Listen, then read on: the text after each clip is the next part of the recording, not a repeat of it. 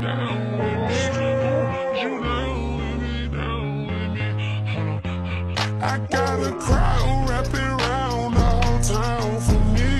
They mama proud, got a thou in the balcony. Nah, I don't hear no clown talking foul on me. What's up, guys? Welcome back to another episode of What Are Odds Podcast. It's your host JMX with my co-host Ryan. We got a lot to recap. Going to go over week what is this? Week 13. And it's before the Monday night game, so we ain't seen that yet. But yep, a lot to go over. Got to go over those Thanksgiving games. Got to go over today, which I thought was a pretty solid day of football. Not the best, but it was solid. But before we get into everything, Ryan, man, how you doing? Man, I'm chilling. I can't lie. Had a great Thanksgiving. Hung out with family. I did a little 5K, and I sent you that picture of me with the medal in my mouth, like LeBron. Yeah, my girl, she was. We finished it, whatever, and we walked back to the car, and she was like, "You want to take pictures? Like you want to take a picture when we get in the car or whatever?" And I was like, "Yeah, sure." And then she was like, "All right." And she like pulled her camera out, and she was like, "Whatever," like that. And the first thing I thought of, I was like, "Man, let me be like that man, LeBron." Man, here, bro. But yeah, it was cool. I still got some leftovers, so today's the last day. I'm not. For me, if it gets anything past Sunday, and I still got Thanksgiving leftovers, yeah, that it going in the trash. But yeah, Steelers won, Lakers just won. Great day for me. How about yourself? How you doing? How was your Thanksgiving? Oh man, it was good. I don't know, man. You tripping? I'm eating the Thanksgiving leftovers until they gone out my fridge. I ain't gonna lie, until they gone. shit. Hey man, look. Before we did the pod, I ate some. Had me some turkey, some dirty rice, man. I still got a whole bunch left that I gotta eat, and I ain't gonna lie, man. I'm gonna keep eating them sweet potatoes. I don't care how long. Okay, I will say, look, the cutoff is for sure gonna be Thursday. A That's the week? cutoff date. Okay, no, like that's the cutoff Nah. date. If it gets to Thursday and it's still in the fridge, then I'm gonna throw it out. But like maybe Wednesday, but by that time it's probably all gonna be gone because I'm gonna eat some more tonight. I'm gonna eat some tomorrow, probably for lunch and then dinner again. Man, Yeah, what did you guys get? The whole damn turkey or ham or something? man. Well, shit. Like I took home most of the ham. I took home about a good chunk of the turkey. Got a tub of dirty rice, some potato salad, some yams, sweet potatoes. Uh, I got it all greens, green beans. I got everything in there, man. Yeah, but other than that, I've been good.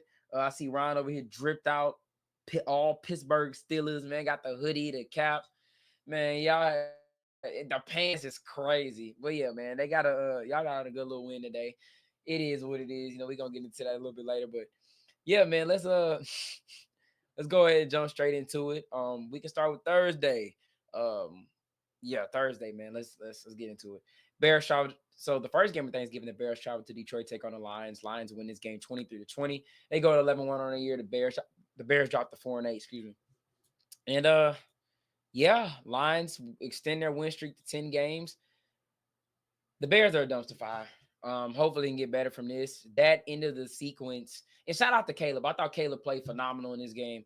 I mean, really rallied the troops. 20 for 39, 256, 3 touchdowns. People gonna look at the incompletions and try to get on him. But man, this dude was sensational. He was on time, accurate. I mean, he was doing pretty much everything you could ask out of your quarterback. Keenan Allen had a really good game. DJ Moore had a really good game.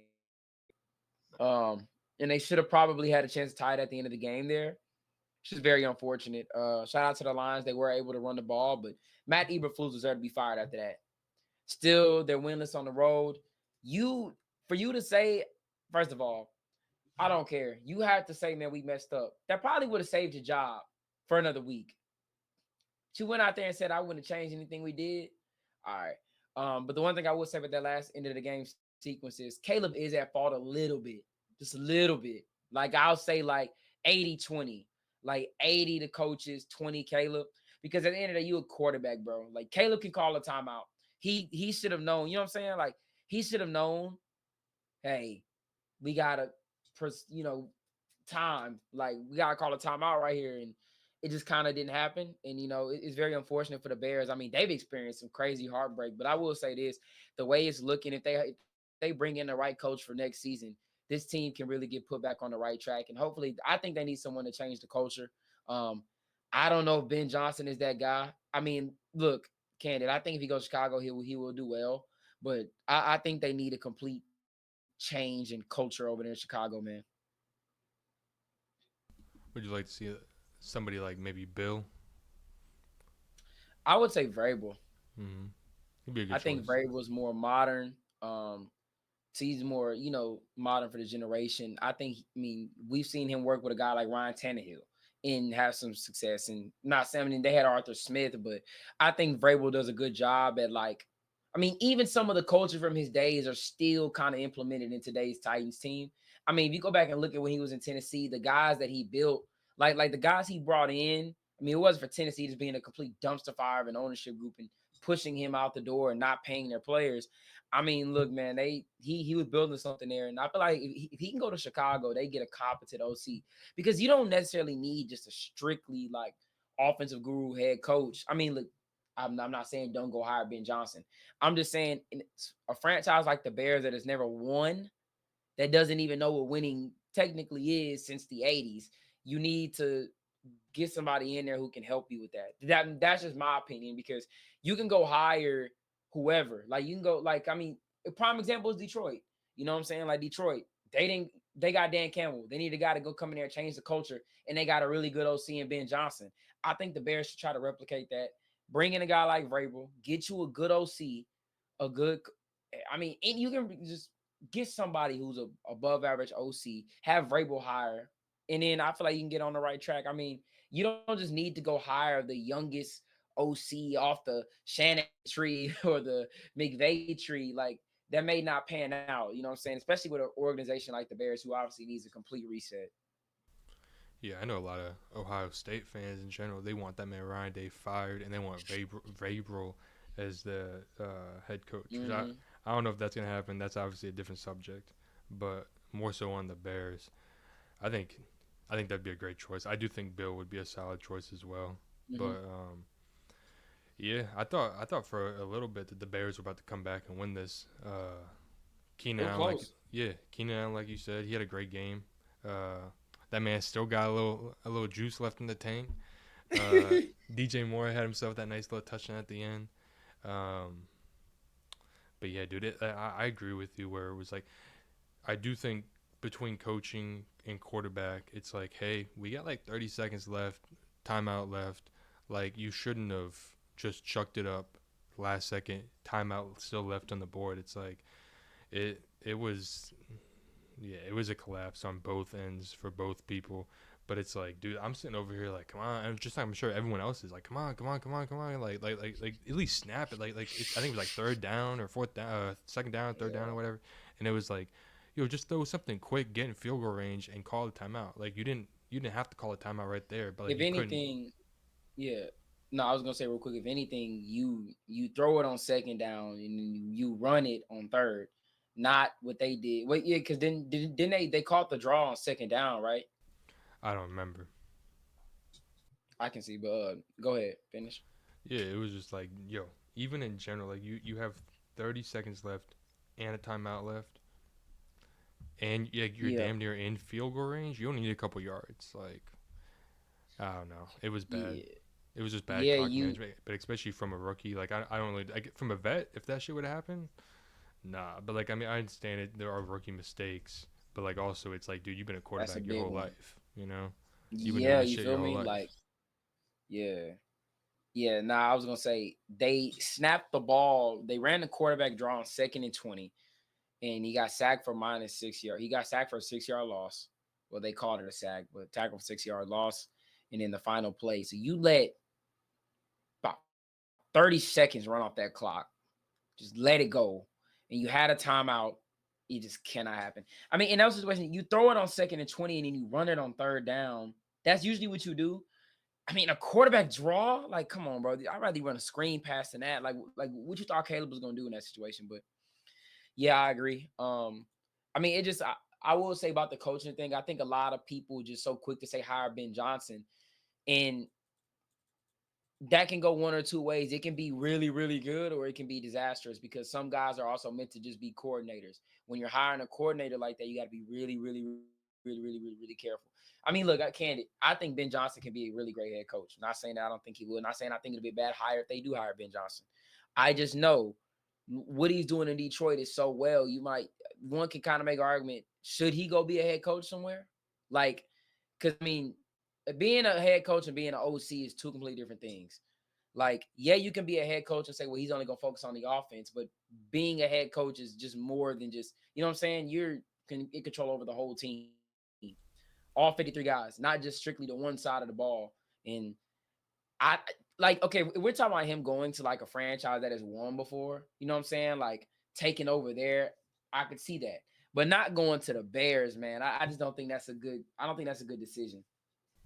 Yeah, I was. That's exactly what I was gonna say about like who even says that he's going to leave. Like, why would you want to leave Detroit in a perfect situation? Especially, if, I mean, they could offer him a little extra money, be like, hey, dude, like we'll give you a little extra money to stay here, you know. And it's like, why would you want to leave the perfect situation to possibly go to? I mean, I think the Bears are like a solid situation. I think their defense is okay. Rookie quarterback, got some good weapons. Uh, it's just why would you want to leave Detroit to go play? I'm not to go coach for Chicago. It's like that wouldn't really make sense to me unless if it's like he legit has the aspirations to be a head coach. Then it's like all right, like I'd understand that. But like for me personally, it's like man, give me a little extra money and I'll stay here in Detroit personally. But Yeah, I mean, and then leave when you can because I don't know, man.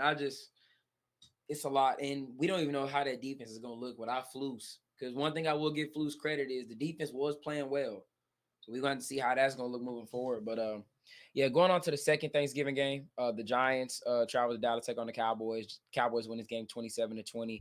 Um, they go to 5-7. Giants fall to 2-10.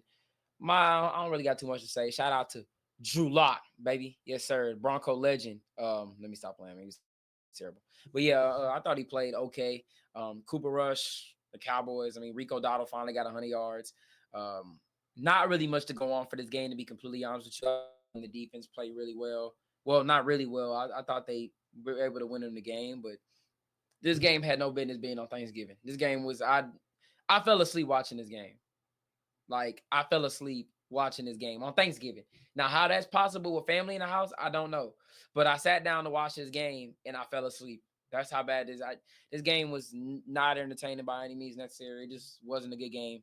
Um, yeah, both of these teams are dead in the water. yeah, three people I was paying attention to the most. Uh, One is the lack of production from CD. I understand he got hurt, but even before he got hurt, he wasn't really doing anything. Um, Rico Dottle, he had himself a nice little game. Uh, he was probably the best offensive player they had, and in my opinion, the best defensive player they had. Overshown, Overshown. he had that nice little like Tip. obviously like the tip and the pick and the touchdown, but like even like the running back came up to block him completely, damn near like Lit him put him on his up. ass, yeah, and then tipped it and then caught it and right like that play was all him, completely all him, and even like not even just that play, he was all over the field, but yeah, I mean, I agree with you. I was trying to pay attention to this game. I'm kind of hanging out with family, watching the game, hanging out with family, watching the game. It's like I'm trying to make a little video for it, but there was nothing to make, like at all. And I'm like, yeah, I can't, Yeah, I it can't. was bad, man. I didn't like it one bit. But both of those teams, their season is over. But going on to the next game, the night game, the Dolphins travel to Hold, Lambeau. hold, This hold, game was hold, hold, hold. Real quick, go ahead. did you see what Micah said? Like I said, their season is over. They ain't making no little push and no little run, bro. It's raps. Uh, Dolphins travel to Lambeau to take on the Packers. Packers win this game 30-17. They go to 9-3 on the season. The Dolphins fall to 5-7. The Dolphins are just the most non-physical team in the league. I mean, I just think it's pretty much that simple. They're not physical at all. I think that part stems from coaching. You can't have Jalen Ramsey on your team and not be physical. I don't care what side of the ball it is. Jalen, I mean, you just can't. I've never seen a team lack physicality like the Miami Dolphins. They play small. They play in the cold, like they play small, they play afraid, and that's on the coaching. Say what you want to say. I think Miami Dan's a great offensive mind, but that's on coaching. That's the culture that you're bringing about the team. Shout out to Green Bay. I thought Jordan Love played really well. 21 for 28, 274, 2 touchdowns. I thought Tucker Kraft had a really good game. Josh Jacobs had a big day overall in the run game and receiving. Going on the Miami side of it, Jonnu Smith had a really solid day. But I mean, you just really look at this team in the cold. Like it, I'm not, and again, I'm not saying that. I mean, I know how it is. It's freezing cold out there in Lambeau, but it's like, man, it's just anytime the temperature fall below like 50, the Dolphins are not gonna win. Like, they're not gonna win the game. And it sucks. I know everybody thinks the Dolphins are gonna try to make this playoff push, and everyone's trying to keep hope alive in this AFC West playoff picture. But I mean, it's pretty much over. I think the 7 teams in there, and I'm pretty sure. I don't know if Ryan has said this too, but I mean, I'm pretty sure those 7 teams that's in it, no one's moving around. Like, I think it's gonna be those 7 teams. The Dolphins moving forward. You got the Jets and the Texans and the Niners, the Browns, the Jets to close out the season, and I don't have any hope in that. I honestly don't. I know everyone's saying their schedule is easy. Those are two divisional games. You got CJ Stroud in Houston, the Niners. Regardless if they're not healthy or not, the Niners are not going to be an easy team to beat. And then you got the Browns. So I don't know, man. I think the Dolphins. This was a must-win game, and sadly, I think the season's over. Yeah, I mean, you were talking about these like this. They just play small. It's because they are small. Like the tallest of. I mean, besides Jonnu Smith was having himself a crazy day as well. But like Yeah, having besides a that, crazy season. yeah, true. Tyreek's like 5'10", A-Chain's 5'9", Mostert's 5'10", Waddle's 5'10". It's like, I mean, like when the players are like playing and like, I mean, when they're at their best, when they're like speed guys and they're taking off and all that stuff, it's like that's what they're meant for. They're not meant to be physical players. So it's like you built a team full of nothing but like speed and agility and not really any power whatsoever. So it's like, of course, you meet a team that is built for that, like the Green Bay Packers and a couple other teams. It's like speed can only take you so far. The only other team I could maybe see sneaking in would be the Colts, but even then, I agree with you. I think it's going to be these 7 teams. I don't think it's going to be this order though. Again, I do think this the Ravens are going to win the division, but and then also when do you guys play the Chargers? Isn't it on Thursday night? Not next Thursday. Isn't it like a Thursday night coming up soon or something? Yeah, so we got the Browns tomorrow. Next Okay. week is the bye. The week after that is the Colts on Sunday, and then that following Thursday we got the Chargers. I mean, shit, that could come up to be who has the advantage in the like who is like 5th or 6th or 7th. Because we beat both you guys and the Chargers. So like I'm assuming obviously if we finished at the same record, we would have the higher seed. But yeah, I don't know. I agree with you though with the Packers in general. I thought they played like they wanted it more. Where in my opinion, it looked like the Dolphins did not want to be there like at all. It looked like they knew. It looked like they knew they was going to lose. And Tua low key, like I'm not trying to hate on him. Some of his stats were a little stat padded towards the end of the game. Like he had himself like a good game on the stat sheet, but like the actual impact in the game. I mean, shit. One of them touchdowns was a tip, and Tyreek randomly caught it. It's like I'm not trying to like hate on nobody, but like you could just tell the Packers wanted this shit a little bit more, and yeah, I mean it meant more to him. So there's that. Yeah, I just think it's really unfortunate for Miami, man. I'm looking at their schedule, and there's a part in it. So like around week 3, after Tua got hurt, starting week 4, man, if you would have brought in someone who's not Skylar Thompson or Snoop Hundley, you had some winnable games, man, that could have really played a big part now and this deep late into the season. The Titans game, the Colts game, the Cardinals game, and the Bills game. The Titans game, you got blown out, but I mean, like, what do you expect? The Colts, Cardinals, and the Bills game, that's where the season's lost because you lose 16-10, 28-27, and 30-27. Brutal. If you get anyone in there that can play comfortable at that quarterback position, whether you trade for a backup, anybody, like you could have legit saved your season with at least a dub or 2. I mean, you could have beat the Colts and you could have beat the Cardinals. And it's just really like, I'm not gonna say they're bringing a guy they beat the Bills, but they lost the game 30-27. So it's like I think that's where they lost that season. And I remember earlier in the year when we were, doing the pod, I was me and you both are saying, like, they got to bring in somebody, and it has now come back to bite them because you win 3 games in a row when Tua gets back, and now you're cooked. Like, talking about if they went out, bro. Even if they went out, like it. So to say they went out, they go 10-7. Like, you don't think Denver can get 4 more wins on the year? Like, it's really tough, man. Yeah, I think it would definitely take one of those AFC teams like the Chargers or the Steelers or the Broncos just to completely like fall apart. Collapse. Yeah, and they would have to be perfect. But that game with against Buffalo, I think Tua was playing. I think that was his first game back. So even that game. Yeah, it was. I forgot. Yeah, it was Yeah, because that even game was that in game. Buffalo, right? It's like yeah.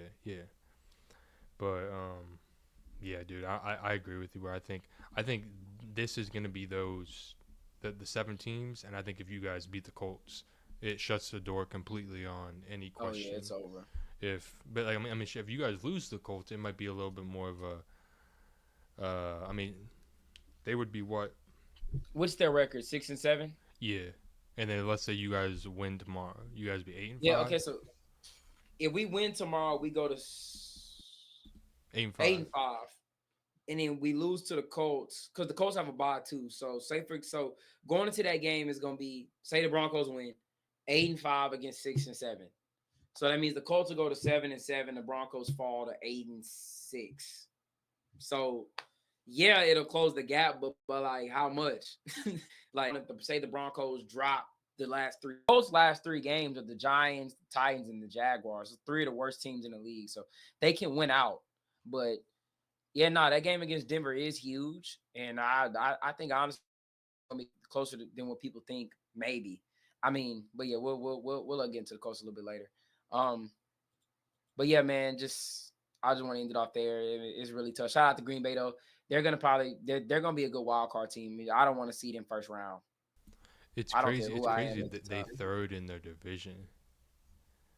At It's 9-3. crazy. Yeah, and I mean, this Thursday night game coming up is going to be huge too. I mean, if Green Bay loses that game, I mean it'll be huge. I'm rooting for Green Bay. I mean, I'm rooting for both teams. My dad is a Packers fan, so I'm definitely rooting for them a little bit more. But I just want to see a little bit more drama in that division. You know, I think it'd be kind of funny to see it stir up a little bit because the Lions been sitting up there all chilling. all chilling. On Yeah, a 10-game win streak. Exactly. And it's like, but like they were talking about it on during the game on Thanksgiving. I think it was like if the Lions lose one game and the Vikings win, in trouble. They're tied. You know, so it is crazy. I mean they're right there, but like they kind of give that perception that like they're just chilling, they're fine. You know. Yeah. Mm-hmm. Yeah, going on to the next game, the Raiders travel to KC to take on the Chiefs on Friday, Black Friday. Chiefs win the game 19-17. They go to 11-1. Raiders fall to 2-10. My main takeaway on this one is, man, the Raiders is always going Raider. As soon as you think, the reason I don't feel bad for them because they treat the KC and the Bronco games as their Super Bowl. Those are their Super Bowls every single year. You go up against the Broncos, you go against the Chiefs. Those are must-win games for that organization. You lost both in tragic fashion. I mean, you look at this game, bro, you had the game won. It was over. Like, it was literally over. Just execute. All you have to do is run the ball. Like, and that's all I'm going to say about the Raiders. I thought Brock Bowers crazy game. I feel like he should be in the race for Offensive Rookie of the Year as well. They're not going to give it to him, obviously. I don't think he's going to win it. But, I mean, he should be in that conversation as well. I thought Aiden O'Connell had a solid game. I didn't think he was horrible. I thought he had a solid game. The defense, I thought, made enough plays. The Raiders should have won this game, but they Raidered at the end of it. The center just folded. And look, I'll say this about the Chiefs. I've been saying it for some weeks now. You're not going to win in the playoffs like this. It's not going to happen. All of these 1 in a million ass events happen at the end of the game, bro. In the playoffs, I don't think you can win like that, bro. You just cannot. They're not scoring enough points offensively. 19. I mean, and it's been like this for some weeks. Like, to me, I just don't think. I mean, against the Panthers, like they scored 30, but it's the Panthers. Every like formidable team that, I mean, even when they played the Raiders the last time, they gave them a dogfight. I know it's division games, but still, like, it's the Raiders. They're 2-10. It's like, man, I don't know. I know, like, look, they still got the best quarterback in the league. They're the back-to-back champs, but you just will not win like this, man. Come playoff time, you go against a team like Buffalo, Baltimore. Hey, I said it, Baltimore. You go up against a team, any of those powerhouses in the AFC. Just not gonna happen. I think even if you run into a wild card team, I know you don't think you're Steelers. You run into Pittsburgh, you run into Denver, you run in any of those teams, bro. It's just not gonna work. Like you're not gonna beat them by scraping it out at the end off of some blocked field goal, blocked punt, bogus pass interference. But in the call, I'm gonna let you get into the call. I'll leave that for you. I'm done. I mean, I understand every year is different, but like you were saying, they're not going to keep winning in the playoffs like this. They won 3 of their 4 playoff games by 1 possession last year. Correct. I mean, the Bills missed a crazy field goal, a miraculous field goal that realistically would have won the game for them. Stephon Diggs dropped the ball that easily probably would have won the game for him.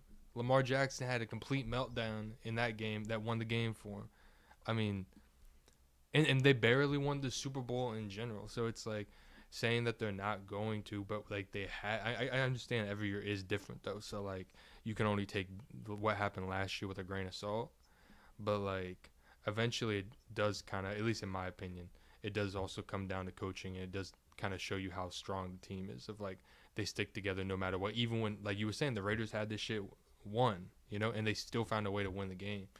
But it's luck though, bro. Some of this shit is luck. I mean, I mean, obviously some of the stuff is luck, but also some of the stuff is being a disciplined football team and being like I mean, they're a good football team, dude. Like, I don't know, but yeah, the call at the end was crazy. I mean, like you saw the ref running from the side of the field, and they snapped the ball, and it hit bro in the hands. It hit bro in the chest, and it was a fumble, and they lost the game because of it. I was just as confused as probably damn near everybody was. Where I was like, man, what even happened? Like I was sitting there trying to pay attention to it and be like, so like what is like what's going on? Like what are they doing? And then it was just a phone call made because when a referee sprints on the field, the play's dead. Like when that happens, the play's supposed to be dead. The ref came from the top view calling false start. They changed it to a legal shift. That's some bullshit. That right there is some bullshit. Let that happen to my team in the playoffs and we go home. Let that happen to my Sean Payton be livid. But I just know, oh my God, that's complete utter bullshit. You cannot do it. You can't make no game deciding call like that. Oh nah, it's the legal shift. What? A legal shift on the center? Crazy word. That was and again. For the center getting mad like he should have been pissed. But bro, you gotta hike a better ball than that. Come on, bro. And the hell are you false starting for? But all that being said, man, I hear you, and you're right. Like they won a lot of their games off of 1 possession, but those wins were earned. Like I'm not gonna sit here and say a guy dropping the ball is considered luck. No, he dropped the fucking ball. But when we're talking about, like, come on, bro, bullshit calls. Bullshit PI calls, blocked field goals. Like, come on, bro. Like, it's ridiculous. Like, it goes to that point. It's like, all right, bro, this shit's getting lucky. Like, I mean, it is. Like, and then the one game, no bullshit happens. Y'all get y'all get smacked by Buffalo. Like, real shit. Like, I mean, bro, think of like it's to me. I just think it's crazy. Like, and I'm not saying all of their wins, but a few of them. I think the Bengals game, the Bengals game, the Bucs game, the Broncos game. What happened at the end of the Panthers game? No, that one at the OT they won. Like, it's about 3-4 games this year where you're like, okay, bro, what the fuck just happened? And it's like, hold on. Does luck not play a factor in some success sometime though? Yeah, but not 5-6 times not 4 or 5 times throughout the year. It's like, all right, bro. Like, what was lucky about the Bengals game, for example? That I wouldn't say luck. Because when we started doing the pod, you agreed that it was pass interference. It was okay. Look, it was PI. He got there early. I just don't like when PI decides the game like that. That's the one thing I don't like. Like you're making a like okay, because the flag was called on the opposite side of the field. Like I don't like those type of PI calls that literally decide the game. Those I don't like. But I mean, But if they didn't call it, would you be cool with it? yeah. But if it was pass interference though, it was I clear mean, I pass mean, like interference though. I mean, look, I said I thought it was PI, but it was it was still kind of ticky tack though. It wasn't like a blatant PI like the guy was holding. He got there a second early, dude. In all, but also the ball, like I can't really remember the play vividly, like 100%, but I remember that ball not really being that catchable. Like I can't really remember. I have to look up the play, but I mean, I don't know, man. I think a lot of luck has gotten into this shit, and I'm tired of it. Yeah, Frankly, I know mean, I'm in the division. I'm tired of it yeah. because the shit happened to my team. I'm tired of this shit. I'm tired of them winning off this last second. Shit. It's part of being a good football team though. So, like I do agree. Some of it is luck, and I do agree that that call in the center was crazy. But it's also like, even though you were saying they also got smacked by Buffalo, they only lost by 9.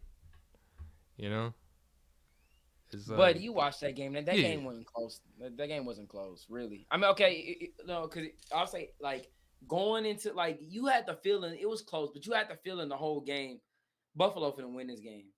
Like you like because I watched the full game. You knew like at least going into that fourth quarter, man, Buffalo finna win this game. Like I just didn't feel confident. In case he was turning the ball over a lot, you could just they weren't really moving the ball, and you just kind of felt it. And Buffalo pulled it out. I don't know, man.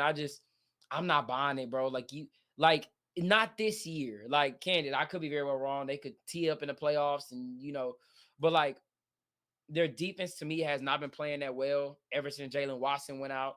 And it's rough, man. Like it's just you seen teams like this. Your team was like this a few years ago. Y'all went crazy in the regular season. Even though I mean, well, y'all was a little different because y'all lost like 5 straight to end off the season. yeah, it was like 5 or 6, and we lost in the first round. And y'all lost in the first round. I don't think they're gonna go home in the first round. They might get the bye, but it's like if they gotta play, they better hope they get that bye. Because if you gotta go first round and you're playing the Chargers, you playing the Chargers, that's the only team I think they can realistically beat first round. I don't think they beat Pittsburgh, and I got respect for y'all. I think y'all will beat KC. I think y'all can beat them. I think if they got to play Baltimore, and I think if they play Denver, though, if they play either one of those 3 teams first round, they're losing. That's just me though. And in the second round, I don't think they can beat Buffalo. I understand what you're saying of luck, but also it's like, dude, it's just part of it. It's just part of what football is. And I mean, it's part of it. Like, do you not think the Patriots in any of their Super Bowl runs, any of them they ever got lucky? Yeah. Yeah, I mean, I know you remember when Jesse James caught it, and they completely called it back, and they say he dropped. There's gonna be a lot of that too. There's gonna be a lot of that. Yeah. And the thing is we would have won the game. We would have gotten the 1 seed. We wouldn't have had to play Jacksonville, and then we probably would have had to play the Patriots in Pittsburgh for like at the AFC Championship game. So it's like you could say that with anything. You can say that with any team that they get lucky. The one thing I hope that doesn't happen, I really hope that this doesn't happen, is they do the same shit they did, that tuck rule shit, what they did when the Raiders played the Patriots that game and they invented a rule in the game. Because I feel like that's what we could somehow get trended towards too. If the Chiefs try to get bounced out early, I really hope that doesn't happen.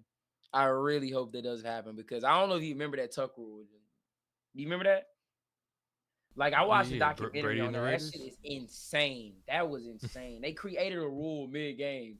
Like you know how crazy that is? Yeah.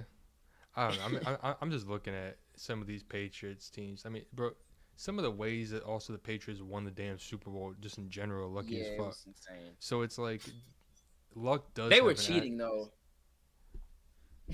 Yeah, they were cheating. So like, I mean, it was that part was a little bit different because they was flat out cheating. They was spying, Mm-hmm. deflating, like they was doing a lot of stuff. But I mean, yeah, nah, you're right. It's definitely a part Yeah. of it. And yeah, I mean, you're gonna get lucky in this league. It happens. I've seen my team get lucky so many times. So many times. Shit, Tim And Tebow across the middle, Demarius Thomas up the nah, sideline, nah, nah, nah, touchdown. nah, nah, nah, nah, Lucky as nah, fuck. nah, You nah, can nah, say that wasn't no luck. Santonio Holmes in the corner of the end zone, James Harrison 99-yard That wasn't touchdown. luck. That's the skill. What you No, mean? get the But fuck yeah, out of man, here. That shit was lucky as fuck. me look. My take is I don't think the Chiefs are. I don't. I look. I just don't think they're gonna keep winning like this come playoff time. I think they may be able to escape out the first round, maybe depending on who they play. But I don't think a Super Bowl run is there this year, unless magically they just start clicking. Like if they get Hollywood back and they just start clicking offensively, I mean really clicking, then I'll say it. But just overall, right now, I'm just not sold on it because the offense just has not been the same. Mahomes is turning the ball over a lot. Like I don't see it right now. Maybe if they clean it up and they start getting into a better groove offensively, turning the ball over less, I'll have them going back. But for now, I think the favorite in the AFC is Buffalo, man. I mean, look, in Baltimore I think it's Buffalo, Baltimore, Pittsburgh's in there too.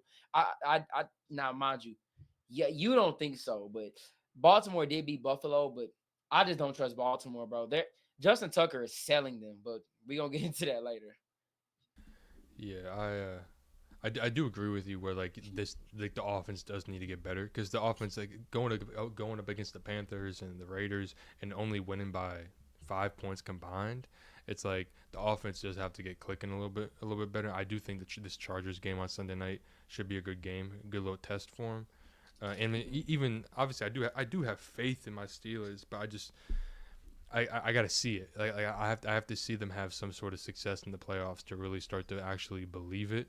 You know, so like if we get to the playoffs and we win first round, I might come up on here and be like, yeah, we're going to the bowl. We're gonna win that shit too. But yeah, I do think they're getting healthy too at the right time. I texted you and like you just said a second ago. Hollywood coming back. I think they said week 16, week 17. Pacheco should be coming. Pacheco is back, but he should be back in, hopefully back in his normal form. When the playoffs hit. I mean, and then even then, like you have Hunt and you have Pacheco, and I mean, I think that's a pretty solid running back duo in general. And hopefully you get the bye. The defense does need to step up a little bit. Some of these plays against the Raiders and the Panthers, that defense was getting shredded. But I don't know, dude. I got to see them lose in the playoffs to pick against them. I think that's my big thing is I've picked against them a couple times in the last couple years, and it always comes back and bites me in the ass. That it's like, yeah, I think I picked the Ravens, and then I believe I picked the who was it? I think I picked. I picked them to beat Bills. Buffalo last year, but I had the Ravens beating them. No, I'm talking about the last year. I had the Ravens beating them, but then who was it? The wild card. I think I picked the Bills to beat them in the divisional round in 2022. I knew Bills was finna lose. So. I mean, yeah, but we'll see. I hope it's different this year. I actually do. But going on to the next one, let's go to the day. First game up, Chargers travel to Atlanta, take on the Falcons. Falcons drop to 6-6. Chargers go to 8-4 on the year. My main takeaway is shout out to the Chargers. They did what I thought they were going to do. They won this game defensively. Didn't really run the ball well. JK is out for at least 4 games. Lab McConkey had a nice game, but is it wrong to say shout out to Bijan too? Had a really good day, but is it time to say Kirk is done? Is Kirk finished? Are you asking me? I'm asking you. Oh, I don't know, dude. I don't want to make 4 picks. I mean, yeah, he had a really, really, really, really bad game. Like I can't defend that.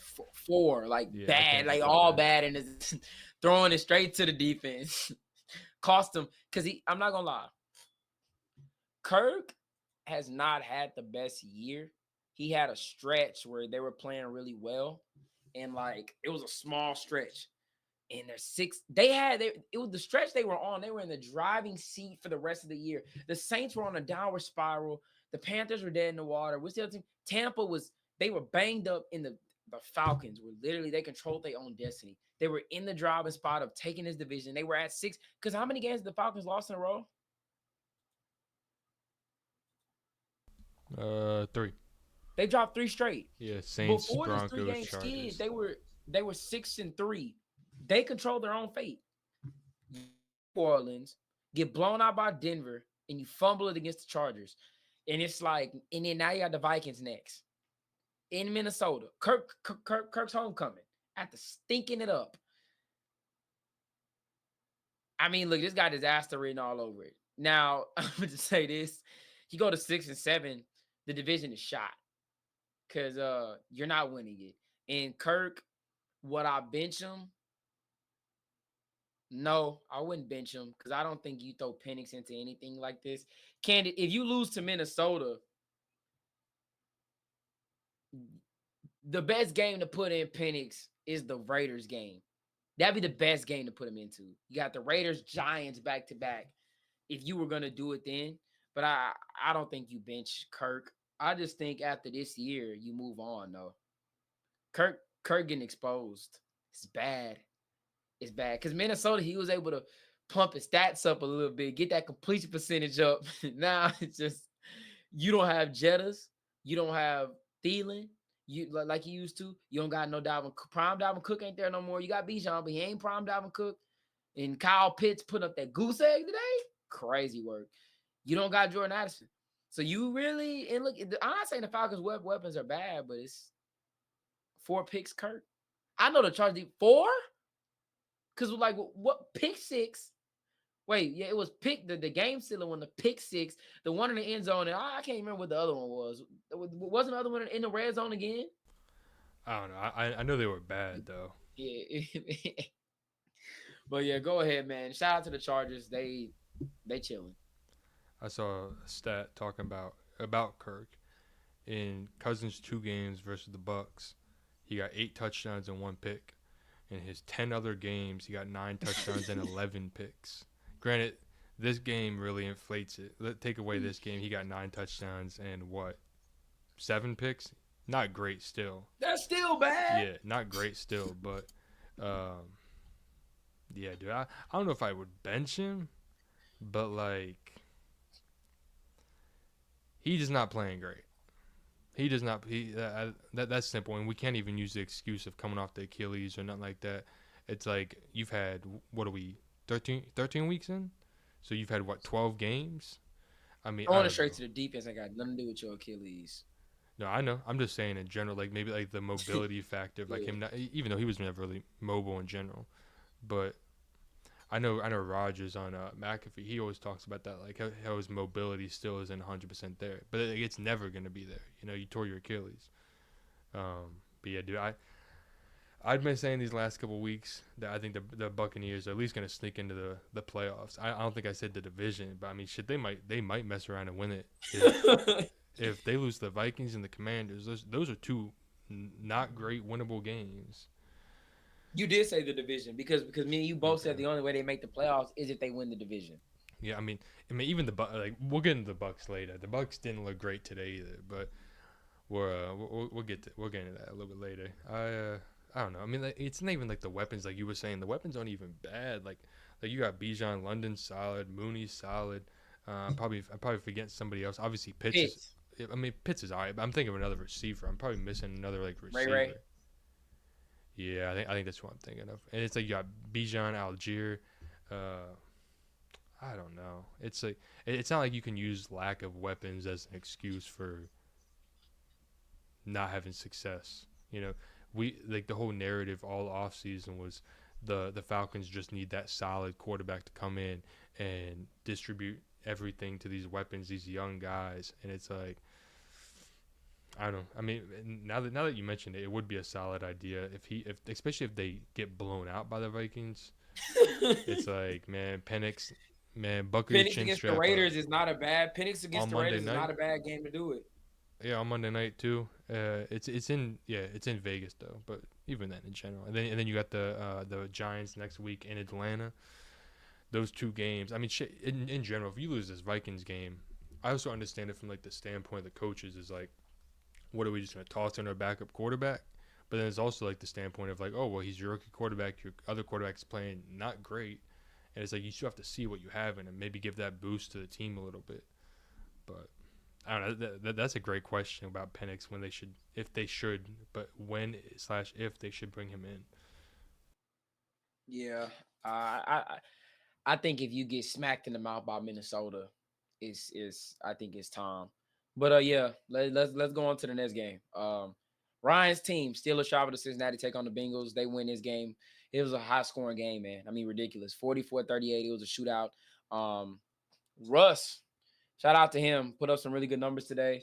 Threw for over 400 yards, 3 touchdowns, 1 pick. Pick wasn't necessarily on him, so I'm not gonna really too much doubt that. But shout out to Joe Burrow too. I thought he played phenomenal. Jamar Chase, T. Higgins, they did a really good job. Chase Brown did a good job on the ground. So did Najee. I got 2 main takeaways from this game. Anybody who says Joe Burrow was at fault for losing this game, like I saw a lot of stuff on Twitter saying, well, look, Joe Burrow's got to score more points. Drop 31 as an offense. 31 should win you a game. Pittsburgh, I thought played really well. Russ made some throws today that I thought were really good. I can't even cap. I don't like the guy. But look, I will give credit when credit is due. That throw he had, that touchdown throw he had, the fire move was nasty. That was nasty. I'll give him that. That was a nasty throw. The throws he's making to Calvin Austin were pretty good. Pickens, I mean, he's been making some pretty good throws. Shout out to him. I do think it was funny that the real app kind of shat on Russ a little bit and was like, look at the yards at the catch numbers. And it was pretty crazy. I think Russ ended up Russ threw for 414. I think like 300 of those yards after the catch. But I mean, hey, I'm not gonna get on Russ too much for that. But I thought this game was really interesting. As far as Pittsburgh defense goes, they were giving it up, man. Joey Porter with a lot of flags, and take it away, man. Your team. Last time we scored more than 44 points was November 8th, 2018, against the Carolina Panthers. Bro, like, I'm just so happy to like see some sort of some sort of offense in general. It's like we were texting earlier. That man texted me, "Welcome to Rustland." After that pick, it's like he's still better than anything we've had in so long that it's like, man, he could throw a pick 6 every game. I might be pissed. But he's still better than Kenny. He's still better than Mitch. Rustland is hilarious. But yeah, I mean, I thought we played a solid game. TJ, in my opinion, showed why he's the defensive player of the year. Pickens was going crazy with some of the celebrations. He had two 15-yard penalties. That man, after he caught a pass off the sideline, he had the little gun celebration.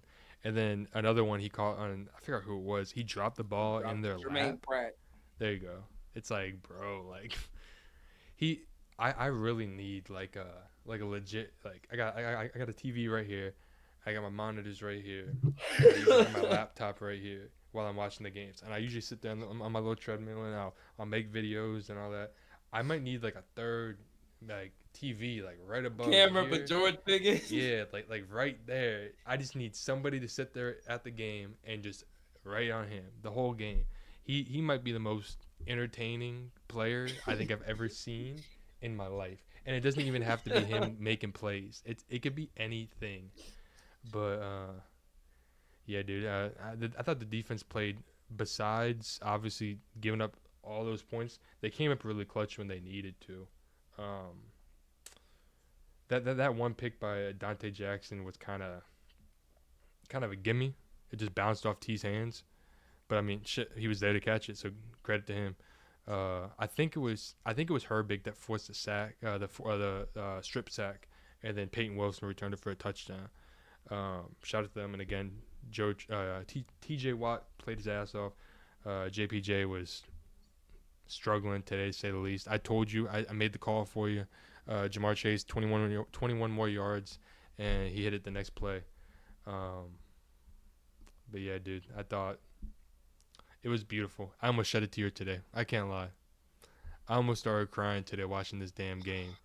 I just can't believe that it's like the football gods blessed me enough to watch this game and to experience this experience after being down. What were we down? 14 to 7. That's what it was. I'm like, bro, we about to get our asses kicked in Cincy. And then Calvin Austin had that nice little touchdown. And then I'm like, all right, cool, we're chilling. Jamar Chase, a little 4-yard touchdown. I'm like, all right, fuck. Najee got his touchdown. The GOAT Boswell kicked 2 field goals. McPherson got a field goal. Muth got a touchdown. And then after that, it was kind of whatever. After that strip sack, fumble recovery. But yeah, dude, I'm not gonna say, because again, my point still stands. Of it pisses me off that we lose those easy games every single year. We might be back though. We might be back. Ryan, y'all have lost 3 games. You see, this is what Ryan does. See, last week the season was over. Y'all were finna lose out. I said, man, bro, relax. Like, I don't think y'all was finna lose out. You titled the video Steelers season over. And look at y'all. You're not as mad. We might be back. Do you want to know what I do? 44 in the Bengals. Do you want to know what I do? What? And I've always done. I always overreact to my own teams, but underreact to other teams. Of like, nah, bro, like, man, they might still have it. They might still be in it. They might be good. It's like, nah, bro, they're like 3-7, 3-10. Yeah, they're not making the playoffs. But no, dude, I don't know. It's I mean, again, I still have to see them win in the playoffs. So that's my whole point. That was my whole like point of like that type of game really showed me of like, oh, like we haven't made that jump yet of like a team that wins the games was supposed to win. And it's like this game, I really thought, and I think you also picked the Bengals to win as well. I thought the Bengals were gonna come out there and kill us. But it's like this was a type of game that really was like you needed this one in general to get the momentum going. Granted, we would have been 8-4. It would have been whatever.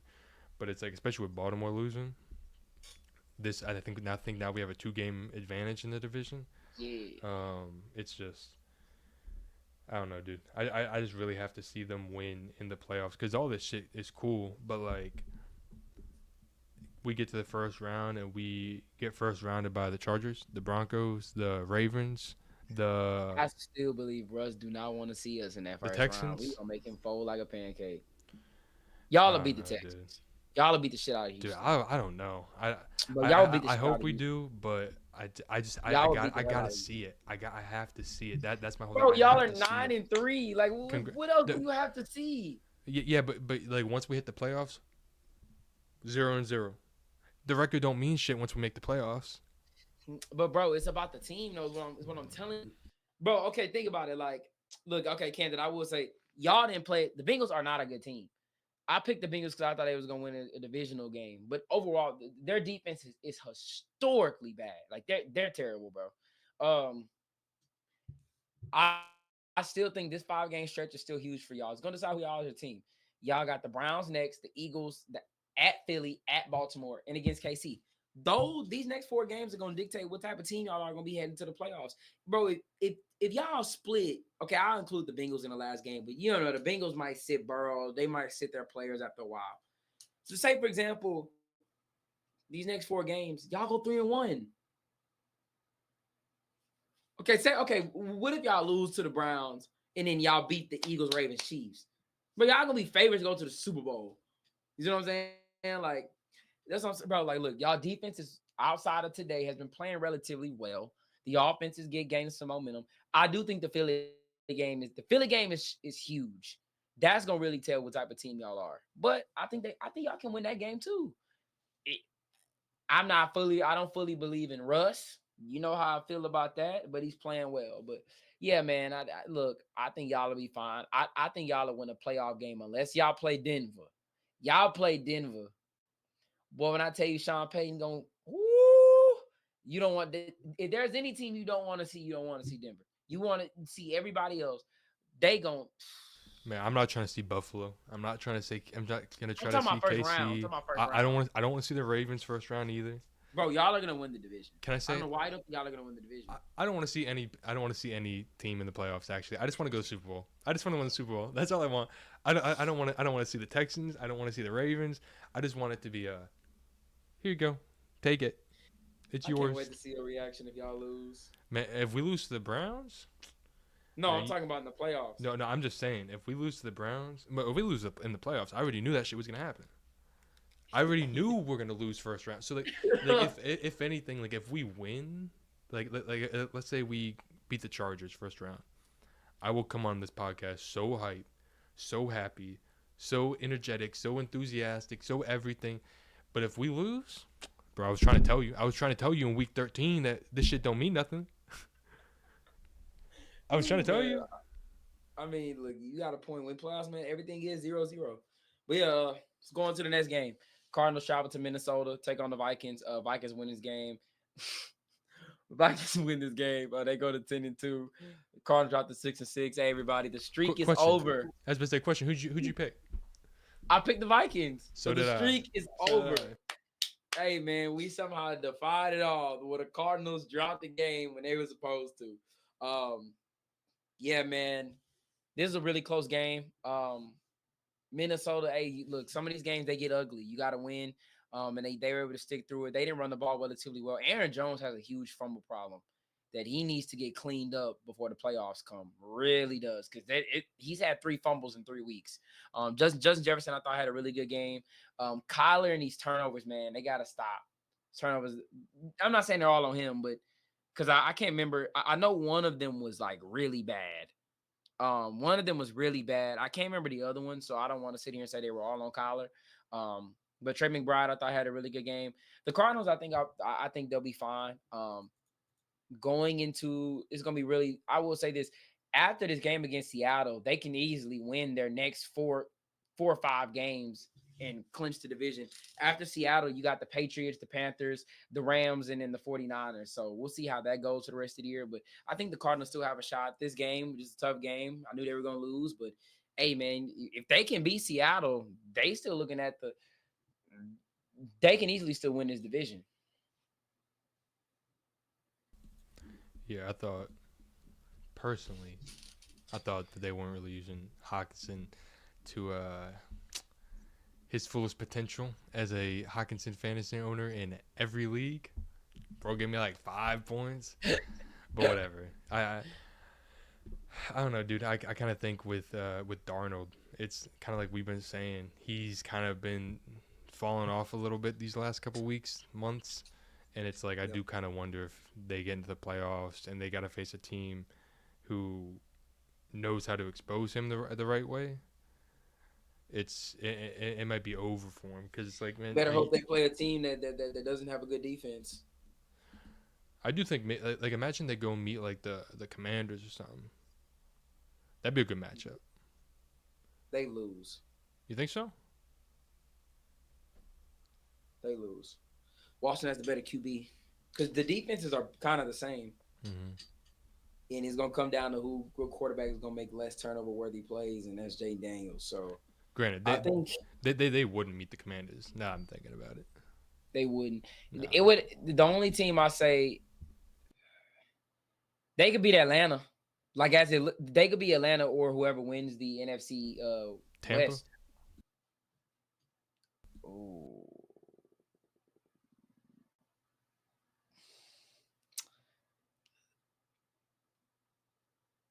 Maybe.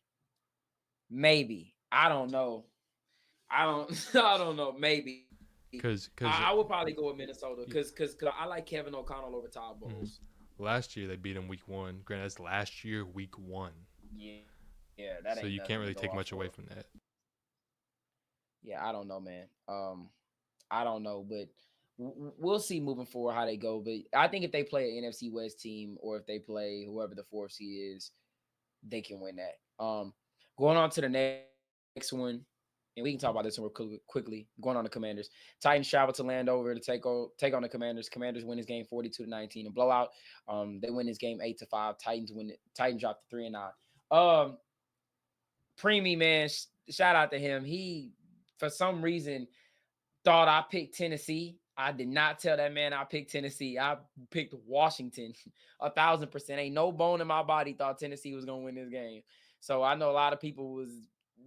I did not pick. A lot of people text me, bro. Why'd you pick Tennessee? Did not pick Tennessee. I don't know why. I don't know why he made that mistake. But yeah, shout out to Jane Daniels. He's probably gonna get Rookie of the Week. Brian Robinson had a really big game. Rodriguez really had a big game. Yeah, I mean they pretty much won this game. They Titans kept turning the ball over. A lot of fumbles. Yeah, they lost 2 fumbles. I think it was 2. Yeah, something like that. Westbrook Akina. Remember I told you about Westbrook Akina, bro.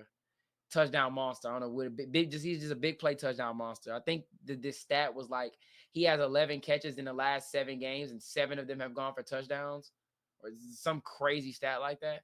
But yeah, man, Ryan's boy Will Levis on the stat sheet had a good day, but yeah, the Commanders just ran over with this one. I can't lie. I thought because again they completely ran away with it. It was disgusting in that first quarter what was happening. It was 21-9. Yeah, but it was also like fumble. Like, I think they fumbled like twice. Like, I think the Titans fumbled like twice. I think one of them was on a kickoff too. It was yeah, it was a kickoff and then I was sitting in the sauna watching that shit, and I'm sitting next to this one guy, and he's a Commanders fan, and we're sitting there talking, and he's like, "Oh man, look, a fumble," and I'm like, "All right, you know, like that's cool, whatever." And then it happened again. I'm like, they really about to beat the brakes off the Titans, like, and I'm sitting here, I'm like, I'm about to hear about this shit all week, blah blah blah, but going into after that third quarter, they cut the lead to, what, 28-13. I think Jaden had also thrown a pick, or it was something like that. Yeah. Like, oh shit, they might fuck around and do something if they can get a little touchdown here, Yeah. a 2-point conversion. It's a one score game, but once that Zach Ertz touchdown hit, it was like, all right, it's 35-13. This game is over. Facts. Yeah, it was a wrap. Shout out to Jaden and them. He had a really good week. This rookie of the year this rookie of the year case is this race is gonna come down to the last weeks of the season. But yeah, man, shout out to Washington. They get this dub. Yeah, going on to the next game. The Texans travel to Jacksonville to take on the Jaguars. Texans win this game 23-20. They go to 8-5. Jaguars fall to 2-10. Shout out to the Texans, man. They took care of business. This game really was closer than what I expected. I mean, it's a divisional game, but I mean, I think this is proving my point about the Texans being frauds. But my main takeaway of this one was Azeez Al-Shire. That was uncalled for. That was dirty. He should be suspended for at the bare minimum a game. I mean, look, I'm all for the physicality of the game, but when you purposely lower your helmet, when you adjust me, like people try to say, somebody I was texting was trying to say that it wasn't a dirty hit. Trevor Lawrence should have slid. As soon as he saw the linebacker, he slid. And I mean, like Azeez Al-Shire adjusted his body to angle his tackle downward at him sliding. Like, I mean, that's crazy. Like the Jaguar players should have wanted to kick his ass. Come on, bro. Trevor Lawrence was laying there damn near unconscious. It was a helmet to helmet. I mean, it was crazy, bro. But prayers to Trevor Lawrence. But yeah, the Texans get this win. Yeah, shout out Mac Jones. He was kind of carving that defense up low key. He was. Yeah, he had 230 yards, 2 touchdowns. Yeah, I thought it was crazy. I remember you were texting me about whoever it was about they were saying it wasn't a dirty play. Like, bro, like I think I even said, I was like, bro, he's like 6'7". What else do you want the man to do? Like, he's trying to slide, and you could see the replay. He looked straight at him, lowered his helmet, and completely like he was sliding at that point. Like, there was no reason to hit him. I understand plays where it's like you're like the quarterback isn't sliding and they obviously have to hit him, and then like the quarterback slides last second and they obviously put their head down already and are leading with the shoulder and all that, and they get flagged. Yeah, it's a bad call sometimes, but it's like the purposefully, like, you could see him look at him, watch him slide, and still hit him. I don't know, but like I think I also told you as well. It's like that shit 10 years ago, 15 years ago would have been top play on SportsCenter top 10. Mm-hmm. It's like, bro, like, it's crazy. But yeah, shout out Joe Mixon, shout out Nico Collins. They both had a great game on the offensive side of the ball. I think that defense kind of, again, they got carved up by Mac Jones. It's like they still held him 20 though. Yeah, but backup quarterback Mac Jones, yeah. It's like, bro, like, I don't know. Especially, it was really in that fourth quarter. That's really what it was. But Hmm. yeah. Yeah, no, Besides it that, was I really really got close. nothing The else to say. Texans had to get a clinching first down to win the game, so it came down. It was really close. Um, but yeah, going on to the next game, the Leonard Williams game. Seahawks travel to MetLife, take on the Jets. They win this game 26-21. The Jets is just continues to get worse. Leonard Williams had the day of his life. He had a 92-yard pick six, two quarterback hits, a pass deflection, three tackles for loss, two sacks. I mean, you can't ask for a better play game out of your defensive lineman, interior defensive lineman at that. He was all over the field making plays. Aaron Rodgers and Devontae had nice little hookups throughout the game.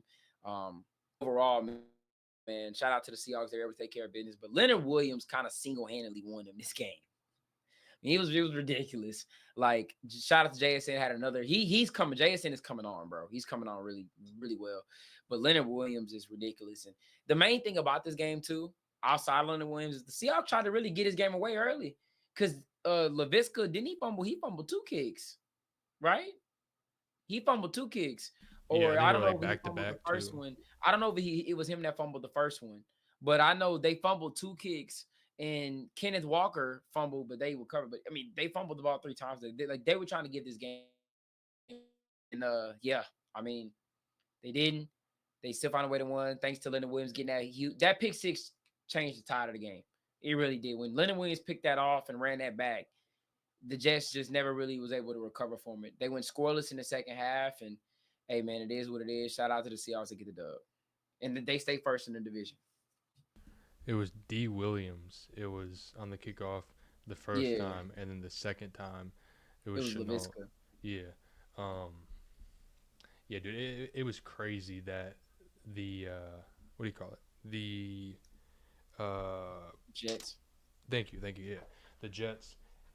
Rodgers kind of overthrew Garrett Wilson on that one pass that would easily have been a touchdown. I think they would have gone up 28-7, and then after Mm-hmm. that, yeah, it was 28-7. It was on 7:40 left in the second quarter, and he completely overthrew him. And then the next play was Bro's pick six. It's like you would have gone up 28-7. It pretty much put the game. Not I don't want to say away because you're still in the second quarter, but it would have put it in a little bit of a more comfortable position for yourself. And it's like after that, it just they just kind of fell apart and they kind of got in their own heads as well. I thought, like you were saying with him and Devontae, I thought they were playing pretty well for the first little bit of the game, but I don't even know what you do going forward with the team in general. Like what do you even do next season? You know? I don't know, man. I think Rodgers is probably gone. I know Da is probably gone. I guess at this point you might just run it back, but we'll see what they do. But the Seahawks stay first in the division. The Jets are just like I said, a dumpster fire. Going on to the next game, the Colts travel to New England to take on the Patriots. Patriots drop to 3-10. Colts go to 6-7. They 25-24 was the final score. I remember we texted during the game, and I'm like, man, we were both like Anthony Richardson looks like he's finally coming on a little bit. Um, but one takeaway I do have, Drake May is going to be so nice. I mean, I think he's probably going to be the best quarterback out of this class. That's just me. Like, I know he turns the ball over a little bit, but I mean, this team is really bad, bro. Like, he's trying to make plays, but shout out to, I mean, his top two receivers are tight ends. Um, but Anthony Richardson won this game. That drive they put together, the touchdown play on fourth and goal to Alec Pierce, and then the 2-point conversion was just phenomenal. Cannon, he did have two really. I mean, look, the Colts receivers dropping passes all over the field today, all over the field. They were dropping everything, and it's like shout out to Anthony Richardson. They stuck in there. They got the win. Um, yeah, the Patriots it's tough. They got to get better kind of everywhere going into this offseason. But I liked what I saw today out of Drake May. I mean, 24 for 30, 238, touchdown. Um, I mean, it was a good game. The Colts are still in the playoff picture a little bit, but I don't think they're gonna make it. Isn't it crazy to think about like this isn't just this game. This is like football in general. Uh, if the Colts don't get that 2-point conversion and they Their lose, season's over. we're talking about the Colts completely differently. Yeah. Completely different. We're probably not giving as much praise to AR. Again, like you said, their season is completely over. They're 5-8 at that point. it is He didn't have crazy. the best game, but No. but But yeah, he didn't have the best game. But receivers, they're dropping like a lot of passes down the field too that he's putting on the money. But yeah, no, you're right, man. You're right.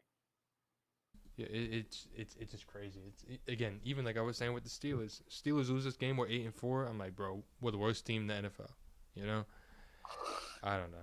This man here, It's just crazy. It's crazy how the NFL works and like how when they lose it tends to be more of a negative. Like people tend to look more at the negatives instead of the positive.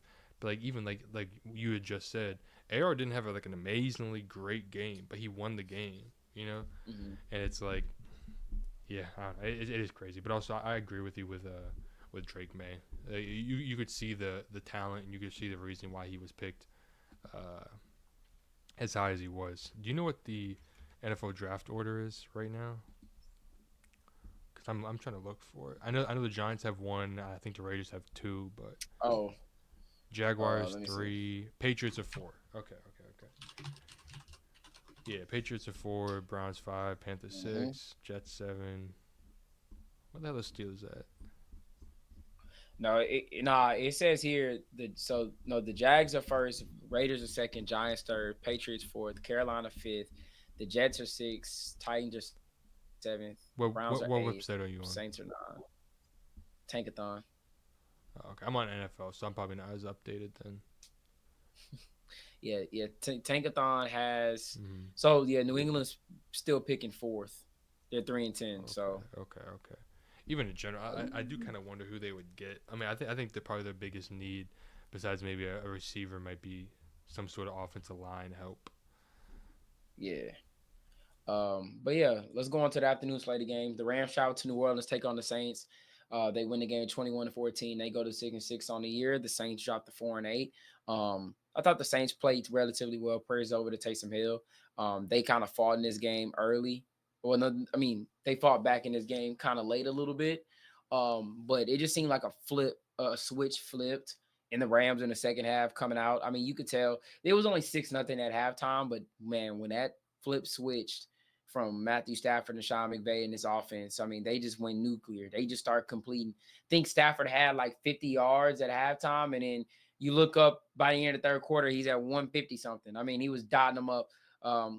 183 on the day, 2 touchdowns. Kyron Williams had a big day on the ground, a buck 04 touchdown. Puka Nacua and Demarcus Robinson really put together 2 solid drives. They ended up winning in this game. Alvin Kamara had a really big day as well, but I mean, the Saint season is over. But I mean, well, it's not over, but unless they can find a way to win that division, but they're not. The Rams, look, man, I want to see this team in the playoffs. It just so sucks they got the Bills and the Niners next. We got to see how that goes, but shout out to the Rams. Hey, look, they still got a shot. If they can shock the world and beat the Bills next week, I think they get into the playoffs. Yeah, I do think they'd be the most entertaining team from the West to make it. I think the Seahawks are going to be whatever. And again, The Seahawks, I would hate it if they made the playoffs. mm-hmm. Nobody want to see. If I got to see Geno Smith in a playoff game, I'm gonna lose my mind. If I had to go in the wild card round and see Geno Smith host a home game in Seattle, please, bro. NFL, look, I really need y'all to do something, bro. I need something like that. What about Arizona? I feel like Arizona would be whatever too. They'd be straight. I just want to see Puka Nacua and Cooper Cup scare somebody in that first round. Because Because I it'd mean, probably be who? The Packers, the Vikings, some like one of the two of them. come on, man. You can't tell me that would be perfect. Vikings, Rams, first round. Vikings Rams would be crazy. That'd be That shit would be crazy. crazy too. I can't even lie. I do think That'd even be though it's that'd not, be peak foot. That's peak playoff football. Like you gonna have this scrappy 8-9 probably team, 9-8 team going up against a 12-win team, 12 teams on the road, bro. That'd be crazy. in LA too. In SoFi, the Rams fans gonna be out there, man. Like you just, bro, you could Yeah. just see like the Rams. If that happens, the Rams could legit win a playoff game. Mm-hmm. It would be really cool. I can't lie, especially and even today, Cup didn't even really have a big game in general. But like he didn't really need to have a big game. You could see like just like watching some of the game, just the impact he was making not even in the receiving game, in the blocking game, getting people open. Like there was Demarcus Robinson. He had a nice touchdown where like I think he was going out into the flat and Cup completely cleared out the guy for him. And if Cup didn't do that, then it probably would have been a pick. If we're being honest, like the dude was wide. Like Demarcus Robinson was wide open, damn near. And it's like you could see his impact not just only in the receiving game, but like obviously like almost as like a distraction. But yeah, dude, that would be crazy. I can't lie. That would be crazy. I mean, it would be really crazy to see and then like imagine it's like next round Rams Lions again in Detroit. Like pretend if the Rams ended up winning, that would be crazy. Ooh. Man, they might want to hire us for this shit. We're out here writing this damn script. Come on, bro. Like, bro, you know how good that would be? Honestly, though, we're just like, that'd be crazy. But yeah, shout out to the Rams to get the dub. Going on to the next game. Buccaneers travel to Carolina, take on the Panthers. Bucks win this game 26-23. They go to 6-6. Carolina falls to 3-9. Bucky Irvin toe up in the fourth quarter, bro. I mean, I think going into the fourth quarter, he only had like 60 yards and then just blew it away. He finished the game with 152. Rachaad White has 76 as well. Baker got hurt, came in and threw that mean pick that really should have gave the game away to Carolina. Mike Evans had a really big day, a buck 18 and a touchdown. Baker also had 2 fumbles. It was Bryce Young, I thought looked very good, bro. He made some really good throws there. They hold Carolina. They really messed him over on that one touchdown with Thielen. That should have been a touchdown. But Thielen still, but you saw that one-handed catch he had on the sideline. He was balling today, 99 yards and a touchdown. Should have had 2 touchdowns. Should have had over 100 yards on the day. But shout out to Bryce, man. They hung in there and fought. And Chuba got to hold on to that ball right there, man. Chuba has to hold on to that ball at the end of the game because weren't they in field goal range to win the game? Yeah, I believe so. Or like And they they were fumbled, damn man. near Chuba. in field. It was one of the two. They were either really really close or in it. Yeah, man.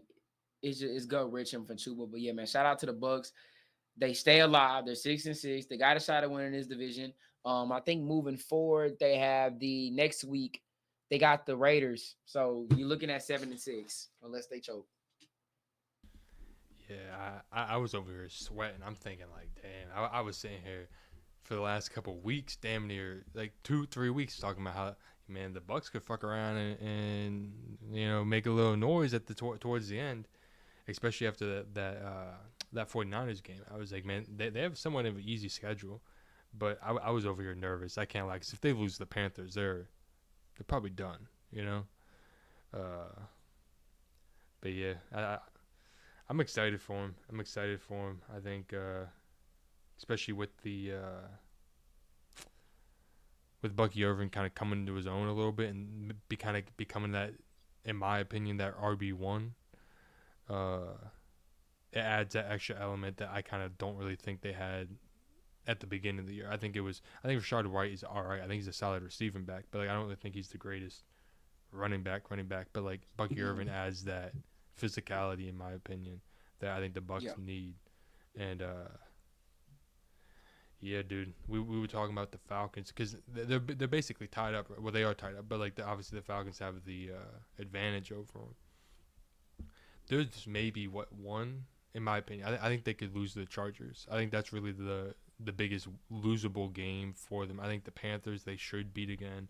The Raiders they should beat. The Cowboys they should beat. And the Saints they should beat. It's like that Chargers game is the one game, and I think we were talking about the Falcons. They got like 2 games. I think it was the Commanders and who is it? The Vikings that the Falcons could lose to. It would be hilarious to see them come in and win the division, and they would probably they'd be what the 3rd seed probably. But yeah. Would the Rams be the 4th seed? An example. Actually, no. It would depend because right now they're both teams are 6-6. So that third seed is still open. Mm-hmm. Like whoever can get the 3rd or 4th seed, it's still interchangeable. It's not set in stone. So you probably go play the Packers. So it'd probably be the Bucks and the Packers, or it'd probably be whoever's the West. Let's say they finish fourth, you probably play the Packers or the Vikings, and then whoever would finish third would Either play the way, it's other the one. Packers. You're playing the Yeah, Packers or the Vikings. shit. Right as of right now. Imagine it's the Lions. Imagine Lions somehow choke and lose this game on Thursday. But I don't know. Yeah. It would be entertaining though. I'm just kind of yapping at this Yeah. This man said he happened. Going on to the next one. The Eagles travel to Baltimore to take on the Ravens. They win the game 24-19. I picked Philly in this game. Who'd you pick, Ryan? I picked Baltimore. Eagles go to 10-2. Ravens fall to 8-5. It's another game, man, where I think the Ravens sold Lamar Jackson. I think Lamar Jackson definitely made some plays that he should have made on the field, where he should have ran the ball a little bit more in situations. But I mean, overall, bro, like, look, we say this, and I say this a lot in every one of the Ravens losses. I really honestly feel like outside of the Chiefs one, like, bro, what else? I mean, yeah, Lamar could have done more, but he did enough to win. Like, I feel like that's what people are kind of getting away from, is that, bro, you 6 points was left on the board. And my bad, 7. 2 field goals and an extra point were left on the board today. It's just like, bro, it's a 7-point swing.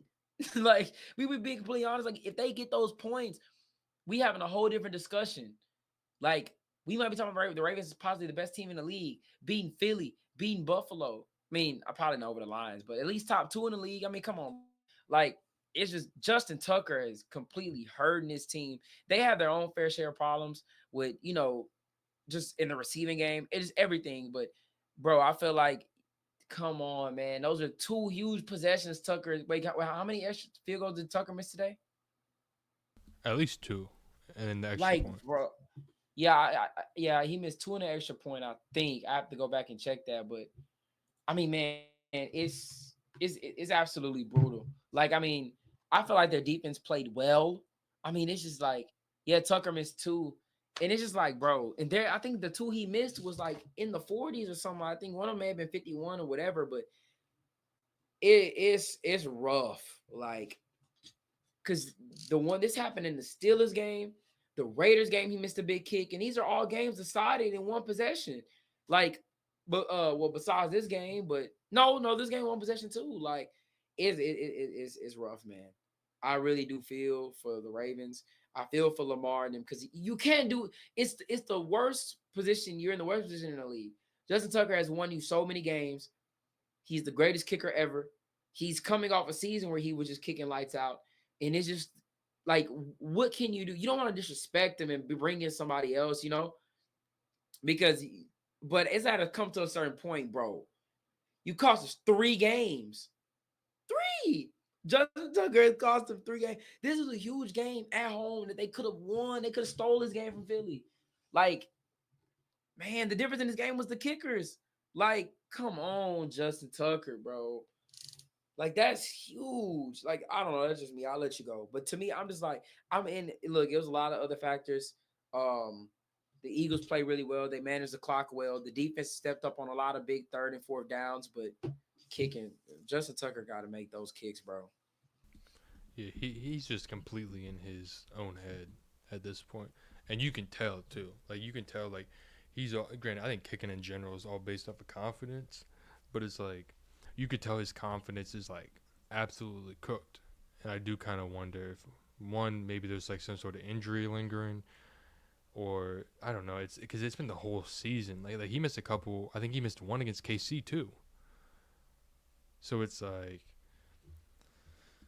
dude, I don't know. I don't really know where they should go with that either. I think I do agree with you. I think he's the best kicker of all time, and it's either him or Vinny.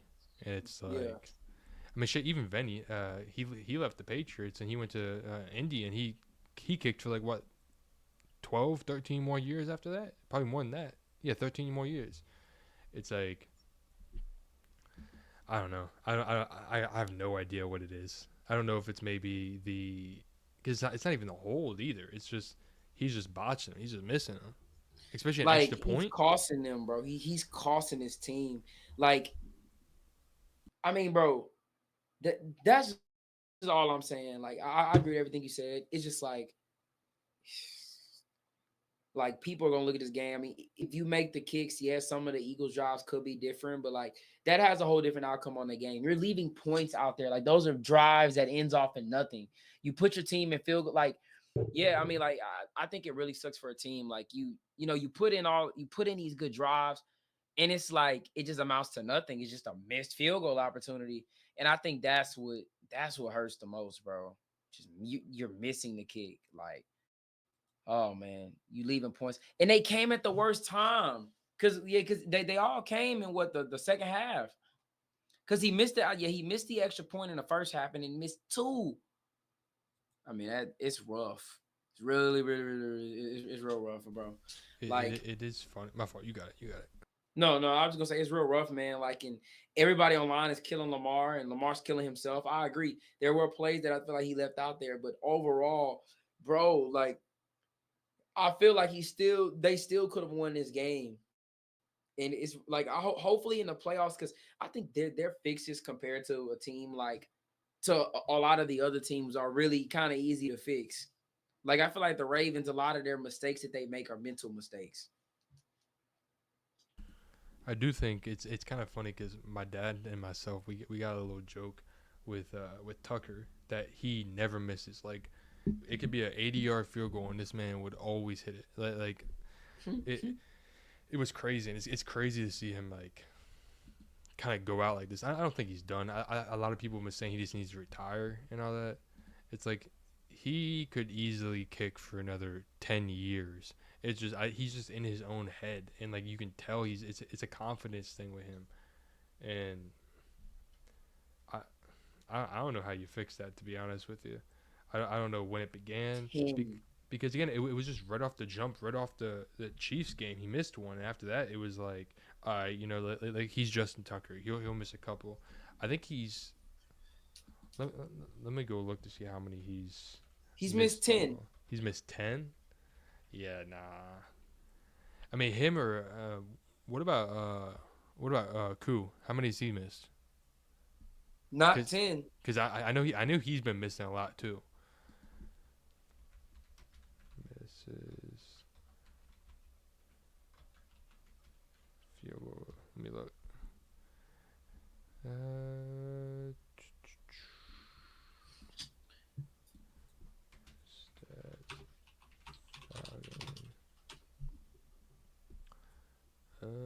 Field goals made as 1, 3, 1. He's 20. He's missed 8. He's missed 8 field goals. That's damn close too. Yeah. He hasn't missed an extra point. He's missed 8. I don't know, man. That's just it's rough over there. But shout out to the Eagles though. They're able to get this win. Saquon had a really big. Wait, go ahead.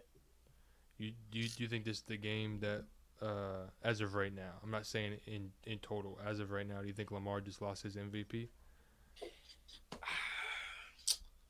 He has to win the division to get it.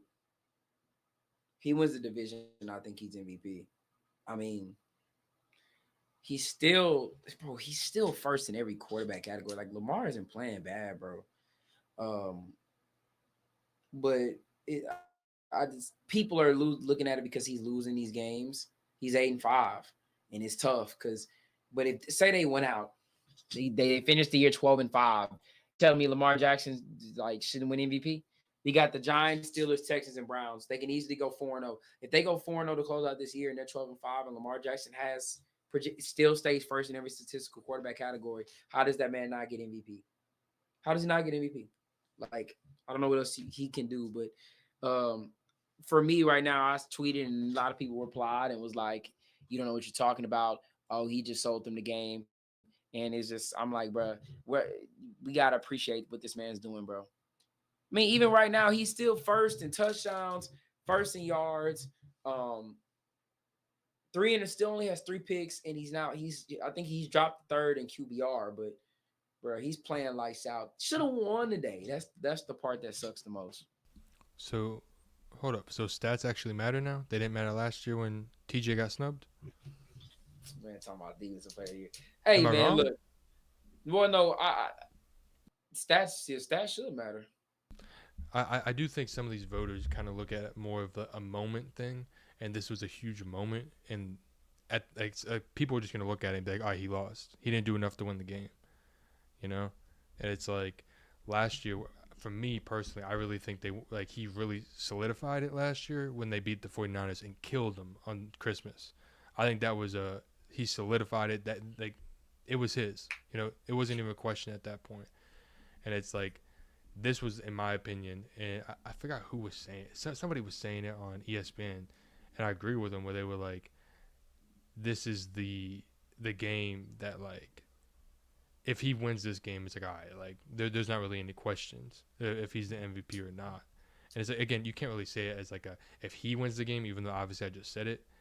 But that's what people are going to look at it as. They're going to look at it as, did Lamar do enough to beat the Eagles? You know, and it's unfair, but it's the Yeah, reality of what it is. Mhm. Yeah. But yeah, let's.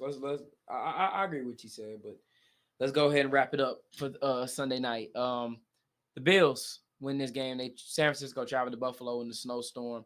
Take on the Bills. Bills win 35-10. They go to 10-2 on the year. The 49ers drop to 5-7. Two main takeaways. One, the Niners are finished. Shot, they're done. I think their season is shot. I think McCaffrey's done for the year, looks like, and I just don't think they got enough to rally these last 5 games to come out on top. Josh Allen was sensational. This whole team has been playing sensational. The run game is sensational. Josh is playing. I think he's second in the league for MVP voting. He's playing out of his freaking mind, man. I mean, he's absolutely ridiculous. I love how Von Miller gets on and think he's on like a little snap count where he's getting like 20 snaps a game, and he's every time he's on the field, you just notice him. The dude's making some type of play, man. Shout out to Vaughn. I thought Gregory Rousseau had a really big game. 3 tackles for loss, a huge sack that came, I think, on a 4th down or big 3rd down, one of those. But yeah, man, Brock Purdy, it was rough for the Niners today. They got kicked in the mouth. They came out strong, and they got kicked in the mouth. But yeah, shout out to Buffalo.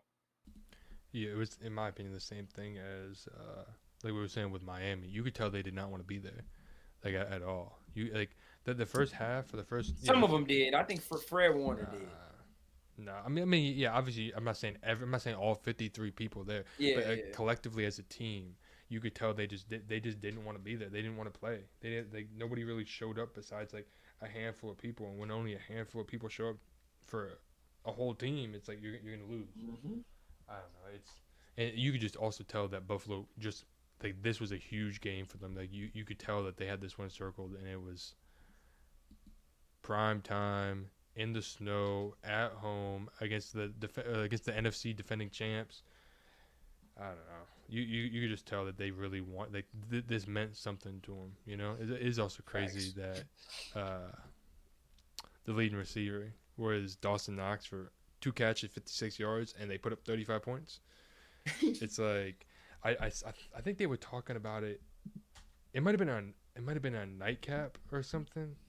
They were talking about how Josh is the only quarterback to get a pass, rush, and receive a touchdown in the game. And I think he's the second player. I think it was since a certain year. Let me look. He was the second player in 19 years to catch, run, and throw a touchdown, and he's the first quarterback ever to do it.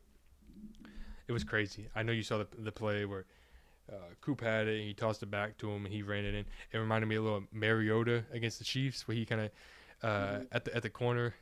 Yeah, I thought that shit was. I thought it was hilarious. That's but crazy.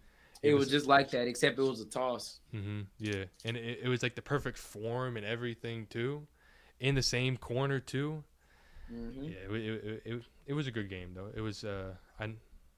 I think we were talking about before the pod about your opinions about snow games. Yeah, some of them, man, I don't know. Like, I hate snow games like this because the 49ers didn't show up. I just don't. I mean, I really do like snow games. But I like it when it's 2 really good teams. I hate when the snow games are just really bad teams because the games never end up being good. But I do love snow. Like in the playoffs, and it was the Bills and the Steelers. I hated that game. Like, I hated that game last year. But yeah, man. Yeah. Before we end it off, we gonna One second. Go ahead. I remember last year they postponed the playoff game for the Steelers and all that. due to safety and player safety and fan safety, and it was the same snow, it was the same conditions, it was the same everything. You guys didn't postpone that shit. That was crazy. I mean, we would have gotten our ass beat regardless going into Buffalo either day. Buffalo. Yeah, I was just like, bro, like how like you already set the precedent for it. And again, I didn't want them to cancel it. I didn't want it. Granted, I also didn't want them to cancel the first game. I wanted them to play in the blizzard, in a snow globe. I wanted Naj to be able to run in 97 feet of snow down the field, touchdown every single play. But Yeah. I I just thought it was mean, funny. this man said every single play. Every But single yeah, play. real quick, we gotta give our predictions for tomorrow's game. Browns traveling to Denver, taking on the Broncos. Broncos favored by 6 in this game. Now I'm taking Denver, but I will say this: Riley Moss being out, I don't like. I know they're out. Jedrick Willis, they're out. Sam Kamara, they're out. Juan Thornhill's out. And what's his name? Cedric Tillman. So they got their fair share of injuries as well. But I think it's really rough, man. I know, like I said, Riley Moss is out, but I think his replacement is going to be Jalen Darden. Um, so we got Levi Wallace stepping in. I'm got some concerns about that, but uh, I'm still taking Denver in this one. I think this is a game where the Broncos defense is going to have to come out there and set the tone. I think this game could be kind of like the Minnesota game we saw last year with Denver. Was that late in the year primetime game against Josh Dobbs and the Vikings? And we walked it off at the end of the game. I think this game could be very similar to that. Yeah, I would like to see. I picked the Broncos. I would like to see Bo kind of almost respond to what Jaden did, because I still got him as offensive rookie of the year. Jaden, No, Bo. But you got Bo. Okay. yeah, but I think if Bo kind of shits the bed or doesn't really have a great game, the vote might flip back and forth until the end of the year. For me personally, but yeah, I'd like to see Bo show up, and I think he will. I think the defense will show up for you guys, and I like to see Cortland Sutton at least get like 30, 40 fantasy points, um, something like that. Man, nah, Good bro. day. He needs to go ahead and stay around 15. No, not even 15. I need him to get by 10 so I can win my matchup. But yeah, yeah, man. Broncos are 3-2 this year at home. Browns are 1-4 on the away game. I just don't think the Browns have enough. But I do think the Browns will try to come out there and play a little physical. This is their Super Bowl. Every game, this is probably one of I know last week was there too, but this is another primetime game, Monday night in Denver. They trying to play spoiler. Um, but I think Sean Payton, Kevin Stefanski, I think Sean Payton can answer this call. We win this game. The one area I do think that's kind of the giveaway for me um in terms of who I think is going to win this game was the Browns and their pass defense. Where they rank. They rank 1 second. They were kind of middle of the pack against the pass, against the run. Same thing. No, against the run, they're a little bit below average. But we seen what the Broncos been able to do against middle because they're right around where Atlanta is. No, they're a little higher than Atlanta, but the Broncos have had success over the last few weeks against really mediocre to bad pass defense. And I think you can see that, especially just the way Cortland Sutton's been playing. I mean, he's been balling, but I mean, look, Denzel Ward is a full go. That does concern me a little bit. I would say my level of concern is about a 35%. I'm the 35% concerned about this game. I just some about Miles, some about Jameis and his magical run, some about something about Miles Garrett. Just something is creeping up on me, man. I don't know what it is, but I think the Broncos gonna take care of business.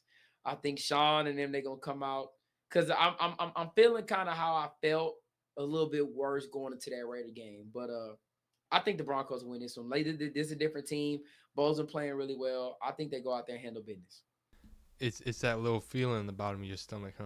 That little like, man, we should win this shit, but But you could see it. Especially yeah, man, imagine Jerry Judy goes off, he pissed off, he he goes gonna off. have Pat on him though. Like, I'm just saying in general. yeah, Imagine he goes off, has his little revenge game. Be crazy. Yeah, but you got any questions before we end it off? Uh, Not really any questions. More of a statement, I guess. With the MVP odds, Josh is first. Saquon is second though, and then That's Lamar is third. disrespectful. That's Lamar is disrespectful. Josh Allen. Let's just say DraftKings. Josh Allen's minus 175. Saquon plus 250, and Lamar is plus 800. On some apps, what is this? I don't know, BetGM. He's fourth behind Goff in that. Goff is That's plus 900. He plus 1,100. So I mean, and that's then other crazy. ones it's the same thing. In other ones Goff is over him. So Lamar is the fourth favorite. But That's crazy. yeah, that's crazy. But yeah, I don't really have any questions for you. Well, all right, man. That's gonna do it for this episode. Make sure to leave a like, comment, hit that subscribe button. Thank you guys for tuning in. We're gonna try to come out. I don't know if we're gonna do episode tomorrow, maybe after the game. I don't know, but we'll definitely get an episode out recapping the Broncos win. Let's just say the Broncos win, man. Let's hope, knock on wood, Broncos get this done tomorrow. I'm Yeah, extremely Cortland nervous, Sutton but going the fuck off too. hey, at this point, I don't even really care, man. As long as we get this done, man. I need us to secure this playoff spot. But yeah, that's gonna do it for this episode. Until the next one. Peace out, you guys.